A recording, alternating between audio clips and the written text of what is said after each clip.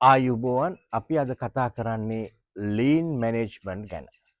ජපානයේ අපි ලෝකෙට ලබා දීපු තවත් එක් ඉතා විශිෂ්ට කළමනාකරන ශිල්පීය ක්‍රමයක්, එහෙම නැත්නම් සංකල්පයක් තමයි ලීන් මැනේජ්මන්ට් කියලා කියන්නේ.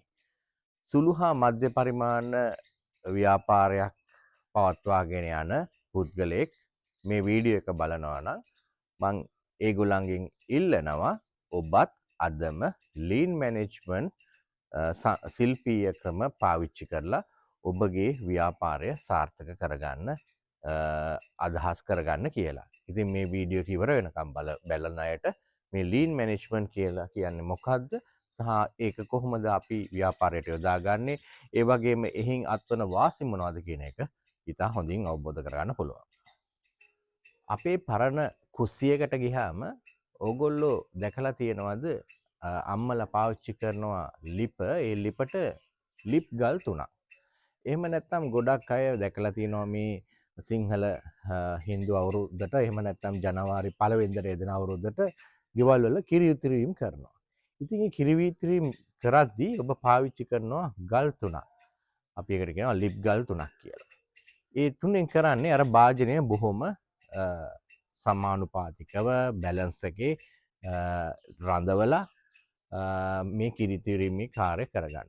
ඉතින් මේ ලීන් වලක් තියෙනවා ඒ වගේ ලිප් ගල් 3ක්. ඒ කියන්නේ ප්‍රධාන කුළුණු 3ක් තියෙනවා. අපි බලමු ඒ කුළුණු 3 මොකක්ද කියලා. ඒකේ පළමු වෙන්න තමයි පාරිභෝගිකයින්ගේ අගය. ඒ කියන්නේ කස්ටමර් වැලියු කියන එක.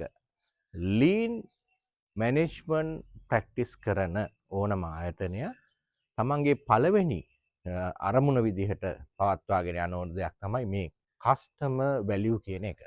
කියන්නේ කස්ටමර් තමයි ප්‍රධාන. ඒ කස්ටමර්ට අවශ්‍ය කරන දේවල්, එහෙම නැත්නම් පාරිභෝගිකයා බලාපොරොත්තු වෙන දේවල් ඒ ආකාරයෙන්ම ලබා දීම මේ සංකල්පයේ ප්‍රධාන කුළුණු තුනෙන් එකක්. දෙවැන්න තමයි වේස්ට් මිනිමයිසින් කියන එක. එහෙම නැත්නම් අපි කියනවා නාස්තිය අවම කිරීම කියලා. දැන් මේ ඉංග්‍රීසි භාෂාවෙන් වේස්ට් කියලා කිව්වහම අපිට නිකන් අපද්‍රව්‍ය කියන මීනින් එකක් එනවා. එහෙම නැත්නම් අපි සරල සිංහලෙන් කතා කරොත් කුණු. දැන් ඕනම ව්‍යාපාරයක තමන්ගේ ස්ටෙප්ස් වල මේ වේස්ට් කියන එක ජෙනරේට් වෙනවා.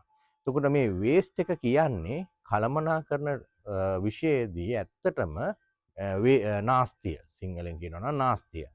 දැන් පොඩි උදාහරණයක් ගමුකෝ. දැන් අපි තැඹිලි විකුණන කුඩා ව්‍යාපාරිකයෙක්ගේ ඒ තැඹිලි බිව්වට පස්සේ එන හිස් කෝම්බ අපි දැකලා තියෙනවා ගොඩ ගහගෙන ඉන්නවා. ඉතින් මේක ඒ තැඹිලි විකිණීමේදී, එහෙම නැත්නම් තැඹිලි මිනිසුන්ට පාරිභෝගිකයන්ට පානය කරන්න දුන්නාට පස්සේ එන වේස්ට් එක. ඉතින් මේ ලීන් මැනේජ්මන්ට් වලට අනුව මේ වගේ වේස්ට් තියාගන්න බෑ. එනේ වේස්ට් එකත්, එහෙම නැත්නම් ඒ එන අපද්‍රව්‍ය සහ අපි කියමු සරල සිංහලෙන් නාස්ති කියලා. ඒ නාස්තිය අවම වෙන්න ඕන. දැන් අන්නසි ජූස් හදන තැනක හදන තැනක තියෙන තව වේස්ට් එකක් තමයි ඔය අන්නසි පොතු. ඒතර ඔය අන්නසි පොතු වලට මොකද කරන්නේ? ඒක තවත් පල්ප් එකක් හදලා ඒක තවත් නිෂ්පාදකයෙකුගේ අමුද්‍රව්‍යයක් විදිහට අපි ලබා දුන්නොත් ඔන්න එතෙන්දී ඒ අන්නසි ජූස් හදන අය සීරෝ වේස්ට් එක කරා වෙනවා. ඒ කියන්නේ වේස්ට් එක අවම කරගත්තා වෙනවා. ඉතින් මේ ලීන් මැනේජ්මන්ට් එක ඔබ අනුගමනය කරනවා නම් ඔබ කළ යුතු දෙවැනි මූලික රේන්ජ්මන්ට් එක තමයි වේස්ට් කියන එක මිනිමයිස් කරගන්න. එහෙම නැත්නම් නාස්තිය අවම කර ගැනීම. තුන්වෙනි කාරණය තමයි කන්ටිනියස් ඉම්ප්‍රූව්මන්ට් කියන එක. ඒ කියන්නේ මහා ලොකු දේවල් වලින් නෙමෙයි, කුඩා දෙයකින් වුණත්, පුංචිම පුංචි දෙයකින් වුණත් ඔබගේ නිෂ්පාදන ප්‍රොසෙස් එක, එහෙම නැත්නම් අවසානයේ නිමවුම කියලා කියමු. ඒ අවසාන නිමවුම ක්‍රමයෙන් දියුණු වෙනවා නම්, ඉම්ප්‍රූව් වෙනවා නම්, ඒක තමයි මේ කයිසන් කියලා කියන්නේ. එහෙම නැත්නම් මේ කයිසන් කියලා concept එකක් තියෙනවා ජපන් භාෂාවෙන්. ඒ කයිසන් කියලා කියන්නේ continuous improvement. කියන හැමදාම එකම විදිහට ඉන්නේ නැතුව පුංචි පුංචි දේවල් වලින් මේක දියුණු කරගන්න එක. දැන් උදාහරණයක් විදිහට අවන්හලක් පවත්වාගෙන යන එක්කෙනෙක් එතෙන්ට එන අයට කෑම සපයන එක කරගෙන පටන් ගත්ත ව්‍යාපාරය. නමුත් ටිකක් ඉස්සරහට යනකොට එයා හෝම් ඩිලිවරිස් ගෙවල් වලට එහෙම නැත්නම් ඔෆිස් වලට ගෙනියන්න මේ කෑම බෙදා හරින්න ක්‍රමවේදය පටන් ගන්නවා. ඒ කියන්නේ කන්ටිනියුවස්ලි ඔබගේ ව්‍යාපාරය සුළු දෙයකින් පුංචි දෙයකින් හරි ඉදිරියට යන්න බලාපොරොත්තු වෙන්න ඕන මේ ලීන් මැනේජ්මන්ට් කරනවා නම්. ඉතින් ওই සංකල්ප තුන තමයි ප්‍රධාන වෙන්නේ. එකක් තෘප්තිය කාගේද පාරිභෝගික තෘප්තිය කියන එක සහ පාරිභෝගීන්ට දක්වන අගය කිරීම. දෙවෙනි එක තමයි වේස්ට් නැති කර ගැනීම, නාස්ති අවම කර ගැනීම. තුන්වෙනි එක තමයි නිරන්තරයෙන්ම ඔබගේ ව්‍යාපාරයට පුංචි දෙයකින් හරි ඉදිරියට එන එක විදිහට ඒක සැලසුම් කරලා පවත්වාගෙන යන්න. ඔය තමයි ප්‍රධාන කුළුණු තුන. දැන් මේක බලන අපේ ව්‍යාපාරික මහත්මයෙක්ට එහෙම නැත්නම් සුළු හා මධ්‍ය පරිමාණ ව්‍යවසායකයෙක්ට කල්පනා වෙයි කොහොමද මං මේක පටන් ගන්න කියලා. මේ පටන් ගන්න ඔයගොල්ලන්ට තියෙනවා පොඩි ගයිඩන්ස් එකක්. එහෙම නැත්නම් අංශ පහක් පොඩි තක්සේරුවක් තියෙනවා කරගන්න ඔබේ ව්‍යාපාරයේ දැනට පවතින තත්ත්වය. ඒක අවබෝධ කරගෙන තමයි අපි ඉදිරියට මේ ලීන් මැනේජ්මන්ට් කන්සෙප්ට් එක ඇප්ලයි කරන්නේ. පළවෙනි එක තමයි ඔයා හඳුනා ගන්න ඕන ඔබේ ව්‍යාපාරය තුල මොනවද කස්ටමර්ස්ට දෙන වැලියුස් කියලා. කස්ටමර්ට එහෙම නැත්නම් ඔයා නිෂ්පාදනයක් කරනවා නම් ওই නිෂ්පාදනය පරිභෝජනය කිරීම තුළින් මොනවද කස්ටමර් බලාපොරොත්තු වෙන්නේ කියන එක පිළිබඳව හරියටම ඔබ අවබෝධ කර ගැනීම වැදගත්. ඒ වගේම ඔබ සේවයක් සපයන කෙනෙක් නම් ඔබගේ ප්‍රධාන ව්‍යාපාරය වන්නේ සේවා සැපීම නම් ඔබ ළඟට එන කස්ටමර් තෘප්තිමත් වෙන ආකාරය කොහොමද එයා බලාපොරොත්තු වෙන්නේ මොනවද කියන එක හරියටම ඔබත් ඔබගේ ව්‍යාපාරයට සම්බන්ධ වෙලා ඉන්න ඔබේ ටීම් එකත් හරියට අවබෝධ කරගන්න ඕනේ. අන්න ඔතනින් තමයි මේක පටන් ගන්නෙ. පළවෙනි පියවර විදිහට. ඒ හඳුනාගත් අගය කිරීම ඔබ ඒක ස්ට්‍රීම් එකක් විදිහට ධාරාවක් විදිහට මේ ලියා ගන්න ඕනේ. එහෙම නැත්නම් සකස් කර ගන්න ඕන. දැන් මම පොඩි උදාහරණයක් කියන්නම්. දැන් ඔබ යම්කිසි භාණ්ඩයක් නිෂ්පාදනය කරන අයෙක් නම් ඒ භාණ්ඩයට අමුද්‍රව්‍ය එනකොට ඒ අමුද්‍රව්‍ය වල ක්වොලිටි එක ඔයාට වැදගත්. ගුණත්වය වැදගත්. මේ වැලියු එක. එතකොට ඒක ඔයා කොහොමද ඒකේ ගුණත්වය බලාගන්නේ? කොහොමද ඔයාගේ තියෙන සිස්ටම් එක ඒ එන අමුද්‍රව්‍ය හරියටම හරිද කියන එක ඔයා බලන්නේ කොහොමද? ඊට පස්සේ මේ අමුද්‍රව්‍ය වලට යම්කිසි අගය එකතු කිරීමක් කරනවා නම් නිෂ්පාදන කරන්න කලින් ඒව කොහොමද කරන්නේ? නාස්තිය කොහොමද අවම වෙන්නේ? ඔයාගේ ව්‍යාපාරයේ තියෙනවා එක ස්ටෙප්ස්. අමුද්‍රව්‍ය එනවා, අමුද්‍රව්‍ය ඊට පස්සේ දෙවෙනි මට්ටමට ගන්නවා. ඊට පස්සේ මේවා සේවකයන් විසින් එක වෙනස් කිරීම් වලට භාජනය කරනවා. ඊට පස්සේ නිෂ්පාදනය හදනවා. ඒ නිෂ්පාදනය ඇසුරුම් කරනවා. ඒ ඇසුරුම් කරපු දේවල් නැවත බෙදා හරිනවා. ඔන්න ඔයාගේ ව්‍යාපාරේ කඩා ගන්න කොටස් වලට. ඒ කොටස් වලට කඩාගෙන එක් කොටසකට අදාළ වෙන විදිහේ මොනවද මේ වැලියුස් අගය කිරීම නැත්නම් ගුණත්වය දේවල් ඔබ සටහන් කරගන්න දෙවෙනි ස්ටෙප් එක විදිහට. තුන්වෙනියට මේ අවබෝධ කරගත්ත එක ස්ටෙප් එකේ අගය කිරීම ෆ්ලෝ චාර්ට් එකකට ගන්න පිළිවෙලකට අනුපිළිවෙල ගන්න පටන් ගන්න. මෙතනින් දෙවෙනි එක මේක, තුන්වෙනි පියවර මේක, හතරවෙනි පියවර මේක වගේ ගැලීම් සටහන් අපි මේකට කියනවා ෆ්ලෝ චාර්ට් කියලා. මේ ෆ්ලෝ චාර්ට් එක හදාගන්න. හතරවෙනි දේ තමයි ඔබ මේ ව්‍යාපාරය කරගෙන යනකොට මේ කුඩා කර්මාන්ත ශාලාව වෙන්න පුළුවන්, සේවා සපයන ස්ථානය වෙන්න පුළුවන්. කරාගෙන යනකොට ඔයා ගොඩනගා ගන්න ඕන ප්‍රැක්ටිස් එකක්, කල්චර් එකක් තමයි ඔබ අවශ්‍යතාවයට අනුව තමයි ඔබේ නිෂ්පාදනය කරන්න කියන එක. ඒක තමයි මේකේ ප්‍රධානම හරය මේ ලීන් මැනේජ්මන්ට් වල. ඒ කියන්නේ ඔබ කිසි විටකත් අනවශ්‍ය විදිහට තොග පවත්වාගෙන යන්නේ නැහැ. ඒ අමුද්‍රව්‍ය වෙන්න පුළුවන්. ඒ වගේම අනවශ්‍ය විදිහට ඔබ මේ ප්‍රොඩක්ෂන් කරලා ඉන්වෙන්ටරි එකක් එහෙම නැත්නම් තොගයක් පවත්වාගෙන යන්නේ නැහැ. ඉතින් ඒක කරන්නේ ඔබ කන්ෆර්ම් වුණාට පස්සේ ඕඩර්ස් ආවට පස්සේ එහෙම නැත්නම් හරියටම විකුණන ක්‍රමවේද ටික සකස් කරාට පස්සේ බොහොම මේ සැලසුම්ගතව තමයි ඔබේ ප්‍රොඩක්ෂන් එක කරන්නේ. මොකද මේ ලීන් මැනේජ්මන්ට් එනකොට බලපාපු ප්‍රධානම කාරණය තමයි විශේෂයෙන්ම මේ දෙවනි ලෝක යුද්ධෙත් එක්ක ආපු සම්පත්වල හිඟකම වගේ අභියෝග. එතකොට මේ අභියෝග වලට ඉස්සෙල්ලාම මේ සංකල්පය හඳුනාගත් ටොයටා සමාගම අපි දන්නවා වාහන නිෂ්පාදනයේ ප්‍රමුඛයෙක් ටොයටා සමාගම ජපානයේ ඔය ටොයටා සමාගම තමයි ඉස්සෙල්ලා මේ ටොයටා ප්‍රොඩක්ෂන් සිස්ටම් කියන දේ ලෝකෙට ඉදිරිපත් කළේ. ඒක තමයි අද වෙනකොට මේ අපි කතා කරන ලීන් මැනේජ්මන්ට් කියන කන්සෙප්ට් එක බවට පත් වෙලා තියෙන්නේ. ඉතින් ඒකෙදී ප්‍රධාන වශයෙන්ම ඒගොල්ලෝ විශ්වාස කරා මේ ඕවර් ප්‍රොඩක්ෂන් කියන එක එහෙම නැත්නම් අතිරික්ත නිෂ්පාදනය කියන එක නාස්තියක් කියලා. ඉතින් ඒකින්ද ඔබ හදා ගන්න ඕනේ කල්චර් එකක් දැනට ඔබ තොග පවත්වාගෙන යාම සහ නිෂ්පාදනය කිරීමේදී ඔබ අවශ්‍යතාවයට අනුව තමයි මේ දේවල් කරන්න කියන එක. පස්වෙනි එක තමයි ඔබ හෝ ඔබගේ කණ්ඩායම එකතු වෙලා හඳුනා ගන්න ඕනේ ඔබේ ප්‍රොඩක්ට් එකට එහෙම නැත්නම් ඔබ සපයන සේවයට කොහොමද වැලියු ඇඩ් කරන්නේ එහෙම නැත්නම් කොහොමද ඒක නොනවතින විදිහට ඉම්ප්‍රූව් කරන්න සුළු සුළු දේවල් වලින් ඉම්ප්‍රූව් කරන්න මොනවද තියෙන අනාගත සැලසුම් කියලා.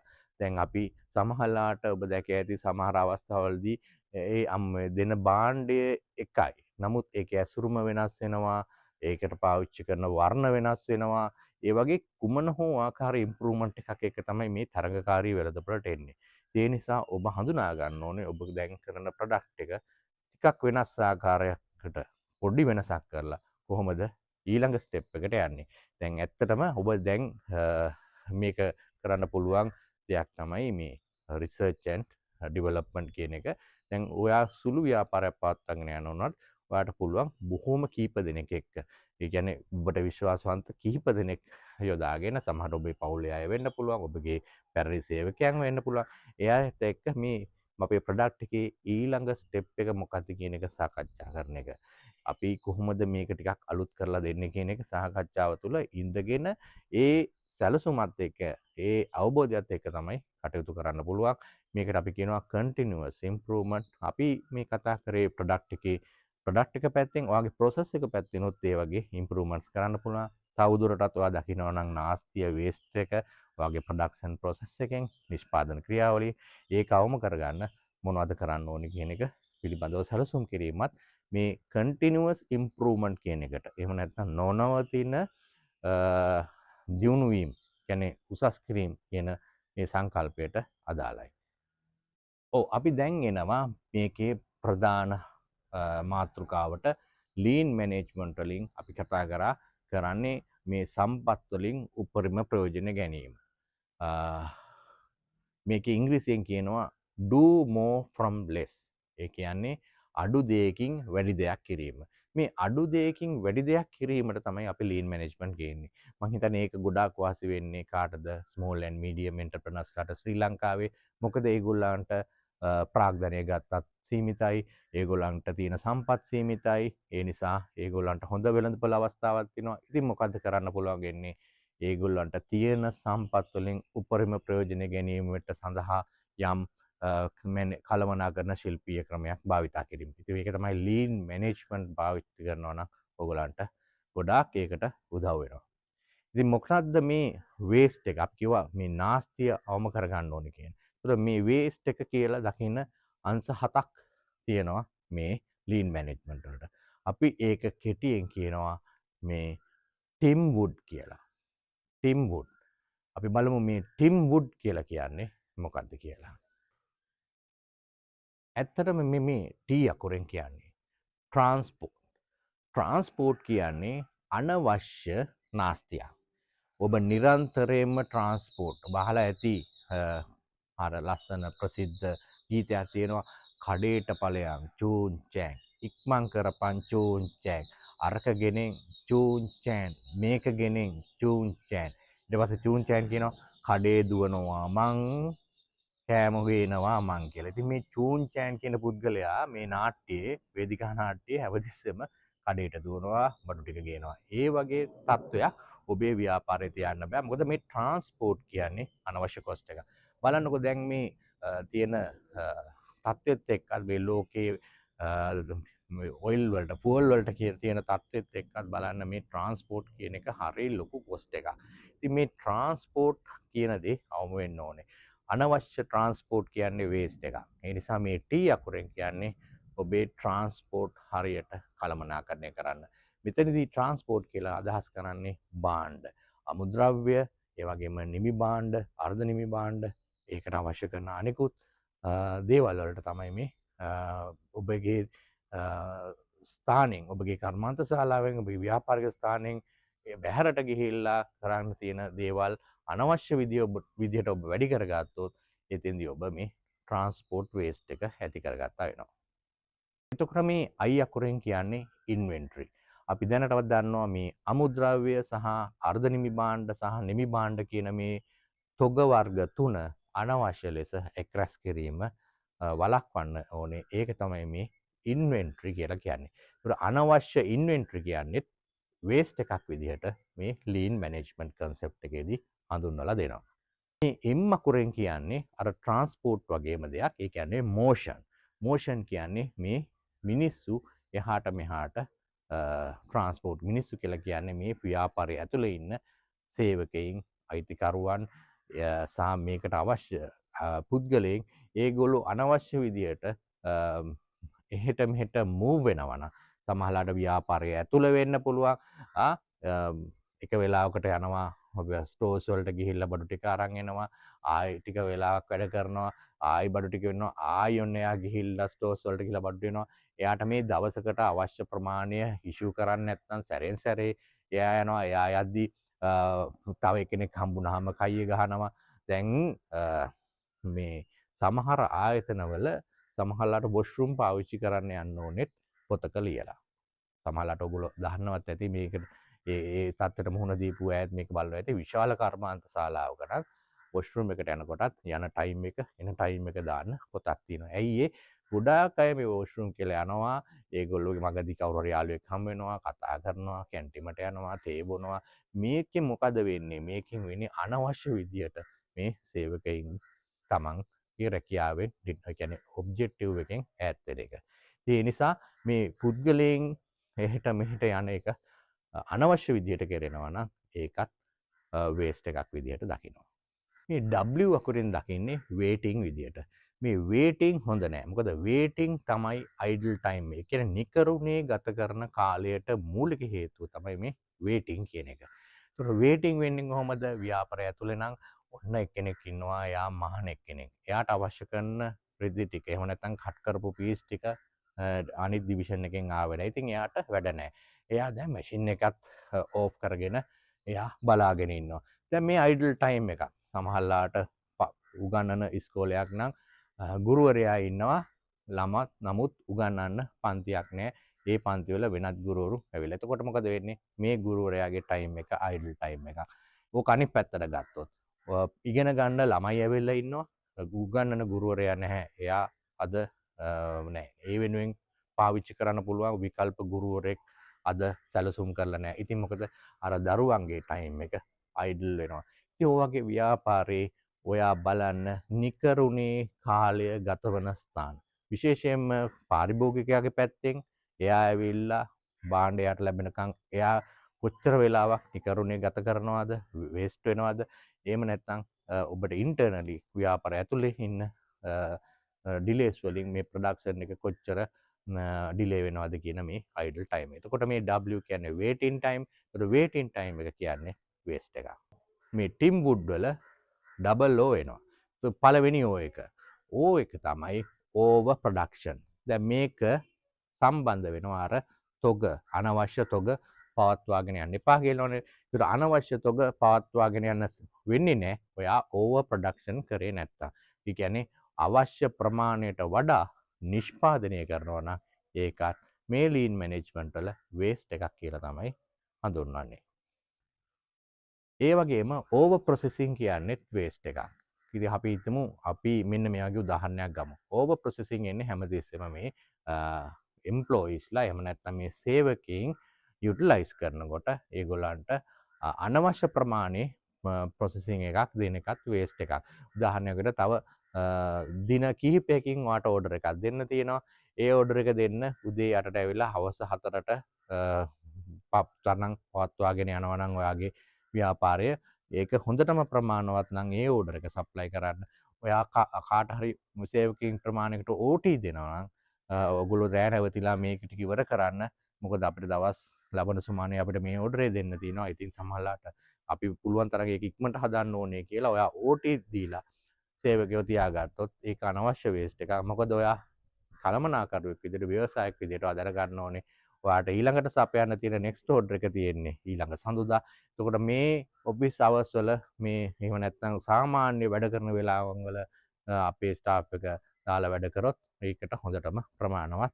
ඒ නිසා අනවශ්‍ය OT එකක් දෙනවා වගේම OT වියදම වගේම ඒ භාවිත කරන විදුලිය, එයා කන්ඩිෂන්, මැෂින්ස් මේ ඔක්කොම වේස්ට් වෙනවා. ඒ නිසා ඕවර් ප්‍රොසෙසින් කියන්නේ වේස්ට් එකක් විදිහට තමයි ලීන් මැනේජ්මන්ට් ගන්න. ඒ කියන්නේ ඕනවට වඩා ඔයා ක්‍රියාවලිය සිදු කරනවා. නිෂ්පාදන ක්‍රියාවලිය, සේවා සපයන ක්‍රියාවලිය අවශ්‍ය ප්‍රමාණයට වඩා සිදු කිරීම වේස්ට් එකක්. අනිත් එක තමයි ඔයා පාවිච්චි කරන යන්ත්‍ර සූත්‍ර, සමහරලාට මෙවලම් ටූල්ස්, දැන් බාබර් කෙනෙක් නම් අර හෙයා ඩ්‍රයර්ස්, එහෙම නැත්නම් අර මැෂින් එකේ හෙයා කටර් එක මේ වගේ දේවල් වල ඩිෆෙක්ට්ස් ආවොත් ඔයාගේ ප්‍රයිමරි එහෙම නැත්නම් ප්‍රධාන කාර්ය කරන්න බෑ. ඒ නිසා මේ ඩිෆෙක්ට්ස් එන එක මේ මැෂින්ස් වලට එන්න පුළුවන්, විදුලි බලය එන හිටෙනවා එන්න පුළුවන්. මේ ඩිෆෙක්ට්ස් වලින් ඔයාගේ නිෂ්පාදන කාර්ය එහෙම නැත්නම් සේවා සපයන කාර්ය අඩාල වුණොත් ඒක මේ ලීන් මැනේජ්මන්ට් වල හඳුනා ගන්නවා වේස්ට් එකක් විදියට.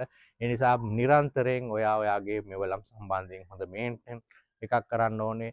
පොඩි ඩිෆෙක්ට් එකක් ආවත් ඒක නිවැරදි කරගන්න ඕනේ. මොකද ඒක සම්පූර්ණයෙන්ම යන්ත්‍රය නවතින තැනට ගේන්න එපා. ඒක තමයි දෙන්න පුළුවන් පණිවිඩය මේ B අකුරෙන් එන ඩිෆෙක්ට් සම්බන්ධයෙන්. මං හිතන්නේ මේ කෙටි වීඩියෝ එකෙන් ඕගොල්ලෝ හඳුනාගත්තා මොනවද ලීන් මැනේජ්මන්ට් කියලා කියන්නේ. ටොයෝටා ප්‍රොඩක්ෂන් සිස්ටම් කියන එහෙම නැත්නම් ටොයෝටා ආයතනයෙන් තමයි මේ ලීන් මැනේජ්මන්ට් එක අවශ්‍ය කරන ඒ සංකල්පය බිහි වුණේ. ඒතකොට ලීන් මැනේජ්මන්ට් එකේ ප්‍රධාන සංකල්ප තුනක් තියෙනවා. පාරිභෝගිකයාගේ වැලියු එක, ඒ වගේම වේස්ට් එක අවම වීම සහ නිරන්තරයෙන් ප්‍රගතිය. ඒ කියන්නේ කන්ටිනියුවස් ඉම්ප්‍රූව්මන්ට්. ඒ වගේම මේකට සම්බන්ධ වෙලා වේස්ට් එක අඩු කරගන්න හැටි වේස්ට් වර්ග 7ක් ගැන අපි සාකච්ඡා කරා. ඒ නිසා මං හිතන්නේ මේ කෙටි වීඩියෝ එකෙන් ඔයගලන්ට ලීන් මැනේජ්මන්ට් කියන්නේ මොකක්ද කියන එක පිළිබඳ හොඳ දැනුමක් එන්න ඇති. මං හිතන්නේ ඔයගලන්ට පුළුවන් හැකි හැම අවස්ථාවකම මේ සංකල්ප ඔයාගේ එදිනෙදා ප්‍රොඩක්ෂන් එකේ එහෙම නැත්නම් සේවා සපයන අවස්ථාවේදී භාවිතා කරන්න ඔයාට හොඳ සාර්ථක ව්‍යාපාරයක් ගොඩනගා ගන්න හැකියාව ලැබේ. එහෙනම් මෙවැනිම වීඩියෝ එකකින් ආයෙ හම්බ වෙනකම් ඔයගලන්ට සුබ දවසක්. ස්තුතියි.